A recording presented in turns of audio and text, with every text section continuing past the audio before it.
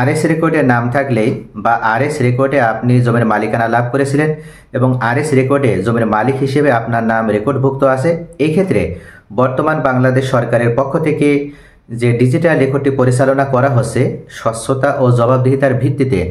এবং পুরোপুরি অনলাইন প্ল্যাটফর্মের আলোকে যে ডিজিটাল রেকর্ডটি পরিচালনা করা হচ্ছে,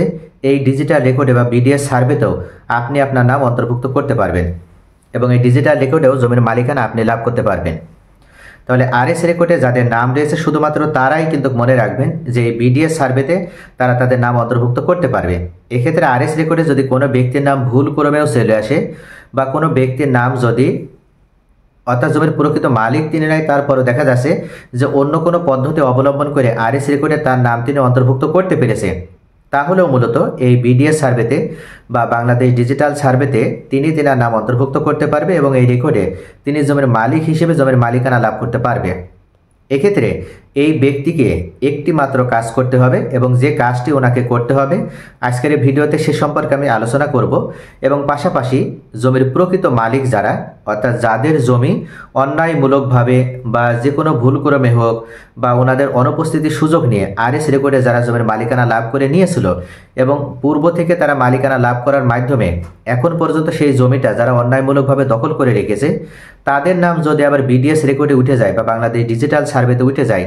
আবার ফের যদি ডিজিটাল সার্ভেতে তারাই যদি জমির মালিকানা লাভ করে, তাহলে প্রকৃত মালিক যারা বা প্রকৃত মালিকদের উত্তরসূরি হিসেবে যারা বর্তমানে রয়েছে তারা কি আদৌ এই জমি আর ফেরত পাবে না? আর যদি তারা জমি ফেরতই পায় তাহলে সেক্ষেত্রে তাদের কোনো প্রসেস আছে কিনা, আজকের ভিডিওতে এ সম্পর্কেও আলোচনা থাকবে। সাধারণত আমরা জানি যে সরকারের পক্ষ থেকে কিন্তু দুইটা উদ্দেশ্যকে সামনে নিয়ে রেকর্ড কার্যক্রম পরিচালনা করা হয়ে থাকে। এক নম্বরে যে উদ্দেশ্য থাকে সেটি হচ্ছে জমির মালিক যারা আছে বা জমিটা চাষাবাদ করে খাচ্ছে যারা বা জমিটার প্রকৃত অনার যারা তাদের নাম অন্তর্ভুক্ত করে একটি খতিয়ান বা জমির মালিকানার তথ্য হালনাগাদ করে একটি খতিয়ান প্রস্তুত করা। এরপরে ওই খতিয়ানের আলোকে প্রত্যেকটা ভূমি মালিকদের যে দাগ নাম্বার তৈরি হয়, নতুন করে তারা যে দাগ নাম্বারে মালিকানা লাভ করে সেই দাগ নাম্বার ম্যাপে অন্তর্ভুক্ত করে একটি ম্যাপ বা নকশা প্রস্তুত করা হয়। তো সরকারের উদ্দেশ্যে মূলত ভূমির মালিকরা কারা বা জমির প্রকৃত মালিক বর্তমানে কারা রয়েছে তাদের কাছ থেকে খাজনা আদায়ের সুবিধার্থে সরকার এই রেকর্ড কার্যক্রম পরিচালনা করে থাকে। তো এক্ষেত্রে বিগত সরকার অর্থাৎ যখন আরএস রেকর্ড পরিচালিত হয়েছে, বাংলাদেশ স্বাধীন হওয়ার পর থেকে বাংলাদেশের বিভিন্ন জায়গাতে আরএস রেকর্ড হয়েছে, কোথাও বিআরএস নামে হয়েছে এবং কোথাও আবার বিআরএস এর পর বিএস সার্ভে হয়েছে। এই সকল সার্ভেগুলো হয়েছে এবং সবগুলো সার্ভে হয়েছে অ্যানালগ পদ্ধতিতে। এখন এই অ্যানালগ পদ্ধতির জরিপ যখন পরিচালিত হয়েছে তখন মালিকানা হস্তান্তর নিয়ে বা জমির প্রকৃত মালিক কারা সেটা আইডেন্টিফাই করে বা সেটা সঠিকভাবে চিহ্নিত করে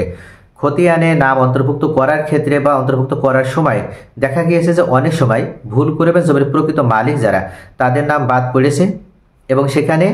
যে ব্যক্তি মালিক নয় এমন কোনো ব্যক্তির নাম সেখানে অন্তর্ভুক্ত হয়ে গিয়েছে। তো এইভাবে যখন আরএস রেকর্ডটি পরিচালিত হয়েছে ওই সময়ে মূলত সর্বশেষ যারা আরএস রেকর্ডে মালিকানা লাভ করার মাধ্যমে জমিটা এখনো পর্যন্ত নিজেরাই ভোগ দখল করে আসছে, তারা এবার এই নতুনভাবে বাংলাদেশ সরকারের পক্ষ থেকে বর্তমানে যে ডিজিটাল রেকর্ডটা পরিচালনা করা হচ্ছে সেই ডিজিটাল রেকর্ডেও তারা তাদের নাম অন্তর্ভুক্ত করতে পারবে এবং তাদের নামে আবার ডিজিটাল রেকর্ডটিও হবে। এবং এই ক্ষেত্রে বাংলাদেশ সরকারের পক্ষ থেকে ভূমি রেকর্ড ও জরিপ অধিদপ্তরের মহাপরিচালক মোহাম্মদ মনিরুজ্জামান স্যার উনি ইতিমধ্যে কিন্তু বলেছেন যে সর্বশেষ রেকর্ডে মালিকানা যাদের বা সর্বশেষ রেকর্ড কোনো অঞ্চলে যেটা হয়েছে সেটা এসএ হতে পারে, সেটা আরএস হতে পারে, বিআরএস হতে পারে বা সিটি জরিপ হতে পারে বা বিএস জরিপ হতে পারে, সর্বশেষ এক কথায় বাংলাদেশ সরকারের পক্ষ থেকে স্বীকৃত যে জরিপটি যে অঞ্চলে হয়েছে সেই অঞ্চলেই ওই রেকর্ডের সময় যারা জমির মালিকানা লাভ করেছিল তাদের নামে আবার এই বিডিএস সার্ভে বা বাংলাদেশ ডিজিটাল সার্ভেতে তাদের নাম অন্তর্ভুক্ত হবে বা বিডিএস সার্ভেতে তারাই জমির মালিকানা লাভ করবে। এক্ষেত্রে যদি কোনো ব্যক্তি কমপ্লেন নিয়ে হাজির হয় অর্থাৎ যদি কোনো ব্যক্তি বলে যে আরএস রেকর্ডে বা সর্বশেষ রেকর্ডে যার নামে মালিকানা রয়েছে সেই ব্যক্তি অবৈধ মালিক, তিনি যে মালিকানা লাভ করেছে জমির প্রকৃত মালিক হিসেবে তিনি মালিকানা পায়নি, তিনি অন্যায়মূলকভাবে রেকর্ডে তার নাম উঠিয়ে তিনি মালিকানা পেয়েছে বা তেনার এই মালিকানা লাভ করার কোনো কথা ছিল না, জমির প্রকৃত মালিকানা সকল তথ্য আমাদের আছে, তার কোনো তথ্য নাই, তার কোনো ডকুমেন্টস নাই, এক্ষেত্রে এটা কিন্তু জরিপ কারিগণ হিসেবে যারা থাকবে তাদের প্রমাণ করার কোনো বিষয় না। যারা মাঠ পর্যায়ে কাজ করবে তাদের কার্যক্রম থাকবে মালিকানার, বর্তমানে মালিকানার যে ডকুমেন্টস সেই ডকুমেন্টস অনুযায়ী যদি কোনো ব্যক্তি হাজির হয় তাহলে তার নামে মালিকানা প্রদান করা হবে। এখানে যাদের এ ধরনের কমপ্লেন আছে, অভিযোগ আছে, তাদের এই কমপ্লেন দেখানোর জন্য বা উপস্থাপন করার জন্য বা উত্থাপন করার জন্য বাংলাদেশ সরকারের পক্ষ থেকে কোর্ট আছে, প্রত্যেকটা জেলাতে কোর্ট আছে, আদালত আছে। এখানে যদি কোনো ব্যক্তির এভাবে যদি কোনো ধরনের সমস্যা পূর্ব থেকে হয় বা তাদের জমি যদি বেদখল হয়ে যায়, কেউ যদি অন্যায়মূলকভাবে দখল করে নেয় বা নিজেদের নামে যদি রেকর্ড করে নেয় বা এখনও যদি তারা অবৈধভাবে ভোগ দখল করে থাকে, সেক্ষেত্রে কোর্টের দ্বারস্থ হতে হবে, কোর্টে মামলা করতে হবে। তবে কোর্ট থেকে মামলায় আপনার পক্ষে রায় পাওয়ার মাধ্যমে যদি আপনার ডিগ্রি থাকে এবং সেই ডিগ্রি বা মামলা যে কপিটা সেই কপি যদি আপনি দেখাতে পারেন রেকর্ড কারিগণের কাছে, সেক্ষেত্রে আবার আপনার নামে রেকর্ড কারিগণ রেকর্ডে নাম অন্তর্ভুক্ত করে দেবে। নতুবা আপনি জমির প্রকৃত মালিক, এরপরও যে ব্যক্তি বর্তমানে রেকর্ডে নাম উঠানোর মাধ্যমে জমিটা ভোগ দখল করে খাচ্ছে এবং সর্বশেষ রেকর্ডীয় খতিয়ান যার নামে রয়েছে তিনি অবৈধ মালিক হলেও বা তিনি জমির প্রকৃত মালিক না হলেও তিনি আবার এই বিডিএস রেকর্ডে জমির প্রকৃত মালিক হিসেবে তিনি নিজের নাম রেকর্ডে অন্তর্ভুক্ত করতে পারবে। কেননা সরকারের পক্ষ থেকে এই রেকর্ড কারিগণ এই রেকর্ডে যার নাম রয়েছে তার কাছে শুধু একটি মাত্র ডকুমেন্টস দেখতে চাওয়া হবে, আর সেই ডকুমেন্টসটা হচ্ছে সর্বশেষ রেকর্ডীয় খতিয়ান তার আছে কিনা। যদি সে ব্যক্তি দেখাতে পারে যে হ্যাঁ সর্বশেষ রেকর্ডীয় খতিয়ান তার আছে এবং সর্বশেষ তার এলাকায় বাংলাদেশ সরকারের পক্ষ থেকে স্বীকৃত যে রেকর্ডটি পরিচালিত হয়েছে সেই রেকর্ডে তিনি মালিকানা পেয়েছে এবং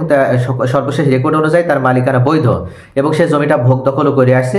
এবং এই সর্বশেষ রেকর্ডীয় খতিয়ান অনুযায়ী সে গভর্নমেন্টকে প্রত্যেক বছর খাজনাও প্রদান করে, এভাবে যদি সে মালিকানার ডকুমেন্টসটা যদি দেখাতে পারে, অর্থাৎ একটি মাত্র ডকুমেন্টস, একটি মাত্র কাজ যদি সে করে, সে যদি রেকর্ড কারিগর হিসেবে যারা ওই সময় তার সামনে উপস্থিত থাকবে তার কাছে যদি এই ডকুমেন্টসটি অর্থাৎ সর্বশেষ রেকর্ডের খতিয়ানটা যদি দেখাতে পারে, তাহলে রেকর্ড কারিগর যারা রয়েছে তারা আবার ওই ব্যক্তির নামে এই জমি রেকর্ড করার ব্যবস্থা করে দিবে। আবার এমনও হতে পারে যে সর্বশেষ রেকর্ডে যার নাম রয়েছে সেই ব্যক্তি মারা গিয়েছে, তার ওয়ারিশ হিসেবে যারা আছে তারাও যদি সর্বশেষ রেকর্ডের খতিয়ানটা নিয়ে উপস্থিত হয় এবং ওয়ারিশান সনদ দেখানোর মাধ্যমে তারা যদি নিজেদেরকে ওই ব্যক্তির ওয়ারিশটা প্রমাণ করতে পারে, তাহলে রেকর্ড কারিগণ তাদের নামে আবার সর্বশেষ রেকর্ড বা বাংলাদেশ সরকারের পক্ষ থেকে যে অত্যাধুনিক রেকর্ড পরিচালনা করা হচ্ছে বাংলাদেশের ইতিহাসে, এর আগে যখন এখন পর্যন্ত কোনো রেকর্ড ডিজিটালভাবে পরিচালিত হয়নি, নতুনভাবে বাংলাদেশে যে ডিজিটাল রেকর্ডটি পরিচালনা করা হচ্ছে এই ডিজিটাল রেকর্ডে তারা তাদের নাম অন্তর্ভুক্ত করে নিতে পারবে। এখানে একটা প্রশ্ন থেকে যায় যে তাহলে তো আবার ভুল মালিকের নামে রেকর্ড হয়ে যাচ্ছে, তাহলে পরবর্তীতে বিডিএস রেকর্ড যেহেতু সর্বশেষ রেকর্ড বলা হচ্ছে এরপরে আর কোনো রেকর্ড হবে না, তাহলে বিডিএস রেকর্ডেও কি কারেকশন হবে? এখানে উত্তর হচ্ছে যে যারা জমির প্রকৃত মালিক এবং যাদের মালিকানা অবৈধভাবে আরএস রেকর্ডে বা সর্বশেষ রেকর্ডে অন্য মালিকের নামে হয়ে গেছে এবং তাদের মালিকানা সকল ডকুমেন্টস আছে, তারা কোর্টে মামলা করার মাধ্যমে যখন মামলার রায়ের কপি পাবে তাদের পক্ষে বা তারা যখন মামলা জিতবে সেই সময় তারা সরকারকে খাজনা প্রদান করার মাধ্যমে বা নিজেদের নাম ওই জমি নামজারি করে নেওয়ার মাধ্যমে তারা আবার বিডিএস রেকর্ড কিন্তু অটোমেটিকভাবে কারেকশন করে নিতে পারবে। অর্থাৎ বাংলাদেশে ডিজিটাল সার্ভে, এই ডিজিটাল সার্ভেতে তারা এই মালিকানার কাগজগুলো উত্থাপন করার মাধ্যমে যে ভূমি রেকর্ড ও জরিপ অধিদপ্তর রয়েছে সেখানে তারা যদি তাদের মালিকানার ডকুমেন্টস রেকর্ড পরবর্তী সময়ে উপস্থাপন করে এবং নিয়ে যেতে পারে, তাহলে সেক্ষেত্রে রেকর্ড কারেকশন করে তাদের নাম সেখানে অন্তর্ভুক্ত করে দেওয়া হবে। এবং এটার ক্ষেত্রে আবার কিছু কিছু ক্ষেত্রে যখন বাংলাদেশ সরকারের পক্ষ থেকে এই রায় প্রদান করা হবে যখন কোনো অঞ্চলে এবং সেখানে যদি সর্বশেষ বিডিএস রেকর্ডটি হয়ে যায়, সেক্ষেত্রে তাকে বিডিএস রেকর্ড একবারে কারেকশন করে তারপরে তার পক্ষে বাংলাদেশ সরকারের পক্ষ থেকে এই রায়ের কপি প্রদান করা হবে। তাহলে ভিউয়ার্স আশা করি বুঝতে পারছেন যে আপনারা যদি জমির প্রকৃত মালিক হন সেক্ষেত্রে আপনাদের কিন্তু কোনো ধরনের কনফিউশনে পড়ার দরকার নেই বা কোনো ধরনের দুশ্চিন্তায় পড়ার দরকার নেই। আপনারা আপনাদের কার্যক্রম চালিয়ে যান, আপনারা মামলা করেন, মামলা করার মাধ্যমে আপনারা যে প্রকৃত মালিক সেটা প্রমাণ করে আপনারা রায়ের কপি আপনাদের পক্ষে নিয়ে আসেন। তাহলে বর্তমানে যারা মালিক হিসেবে রয়েছে অর্থাৎ যারা অন্যায়মূলকভাবে হোক বা ভুল করে হোক যাদের নাম রেকর্ডে চলে এসেছে, যারা জমিটা ভোগ দখল করে খাচ্ছে, তারা তাদের মালিকানা টিকিয়ে রাখতে পারবে না, তাদের মালিকানা ছেড়ে দিতে হবে এবং বিডিএস রেকর্ডে তাদের নাম অন্তর্ভুক্ত হয়ে গেলেও তাদের কাছ থেকে ওই জমির মালিকানা ছিনিয়ে নেওয়া হবে এবং জমির প্রকৃত মালিক হিসেবে আপনাদের নাম সেখানে অন্তর্ভুক্ত করা হবে। তবে যতক্ষণ পর্যন্ত আপনারা এই কাজ করতে না পারছেন ততক্ষণ পর্যন্ত সর্বশেষ রেকর্ডে যে ব্যক্তির নাম রয়েছে তিনি যদি ভুল করেও মালিকানা পেয়ে থাকেন বা অন্যায়মূলকভাবে বা জোর জবরদখলের মাধ্যমে যদি তিনি মালিকানা পেয়ে থাকেন, তাহলেও মনে রাখবেন যে বিডিএস সার্ভে বা বাংলাদেশ ডিজিটাল সার্ভেতে তারাই বা তাদের পরবর্তী ওয়ারিশরা কিন্তু আবার নিজেদের নাম রেকর্ডভুক্ত করে ওই জমির মালিকানা লাভ করতে যাচ্ছে। এবং এক্ষেত্রে সরকারের পক্ষ থেকে কিন্তু মাঠ পর্যায়ে মালিকানা যাচাই করার জন্য এই ব্যক্তিদের কাছে শুধু একটি ডকুমেন্টস চাওয়া হবে, আর সেটি হচ্ছে সর্বশেষ রেকর্ডে তাদের নাম আছে কিনা। যদি কোনো ব্যক্তি দেখাতে পারে যে সর্বশেষ রেকর্ডে তাদের নাম রয়েছে, তাহলে বিডিএস রেকর্ডে শুধুমাত্র তারাই মালিকানা লাভ করতে পারবে, যেটা রেকর্ডীয় সূত্রে মালিকানার বলে তারা এই মালিকানাটা পাবে।